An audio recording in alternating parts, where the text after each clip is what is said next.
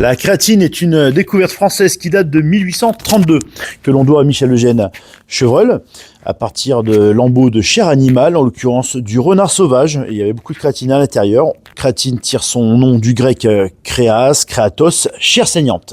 Évidemment, on en stocke dans nos tissus musculaires à 95%. On peut en trouver par voie alimentaire standard 1 à 2 grammes. Pour se procurer 5 grammes de créatine, il faut malgré tout consommer 1,5 kg de bœuf. Le hareng en contient plus, le saumon contient pas mal également. Les œufs, c'est quasiment insignifiant et il n'y en a pas dans les légumes, même pas dans les épinards. La créatine se synthétise au niveau du foie et des reins à partir des acides aminés glycine, arginine, méthionine. On la synthétise de cette manière en laboratoire sous le label de pureté maximale proche des 100%. Créapure, c'est en Allemagne, laboratoire H-EMS. La créatine sert beaucoup au sport d'explosivité, de force, de puissance, de gros volumes d'entraînement, à fort tonnage. Elle apporte beaucoup d'énergie à partir des glucides notamment qu'elle fait rentrer sous forme de glycogène.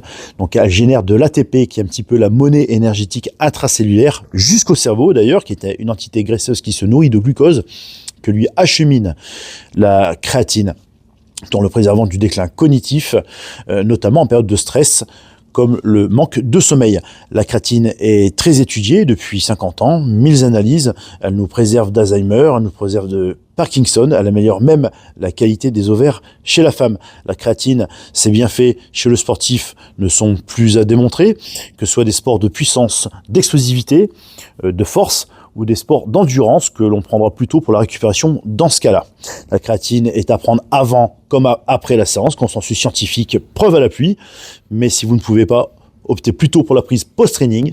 La créatine emprunte la voie du sodium pour pénétrer jusqu'aux cellules qu'elle hydrate en intramusculaire. Donc c'est une hydratation intracellulaire. Un muscle mieux alimenté en glycogène, mieux hydraté est un muscle plus fort et un bon sportif notamment doit être bien hydraté.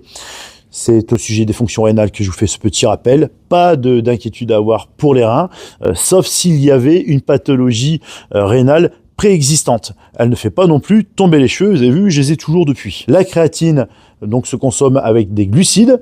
On peut rajouter des électrolytes, c'est même préférable car elle emprunte la voie du sodium pour pénétrer dans les cellules. En après-entraînement, en recovery, la créatine plus des glucides, toujours les électrolytes et de la protéine, augmente la masse musculaire et accélère la récupération. Petite règle simple pour ne pas se tromper sur le dosage. À partir de 5 grammes chez les gars, on est bon. 3 grammes chez les demoiselles devrait suffire. Mais on a tous une masse musculaire. Le dosage doit être indexé sur cette masse musculaire. Retenez que pour un individu athlétiquement, normalement, conformé, 1 gramme tous les 10 kg de poids de corps devrait faire l'affaire.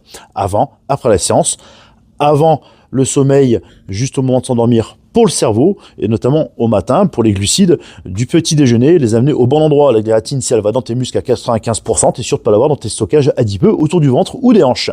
Créatine et caféine, pas de contre-indication, bien au contraire, il semblerait que les deux cumulés vous permettent de bénéficier des bénéfices, des atouts de ces deux ergogènes simultanément, immédiatement, en évitant le décalage d'une phase de charge quotidienne de quelques grammes.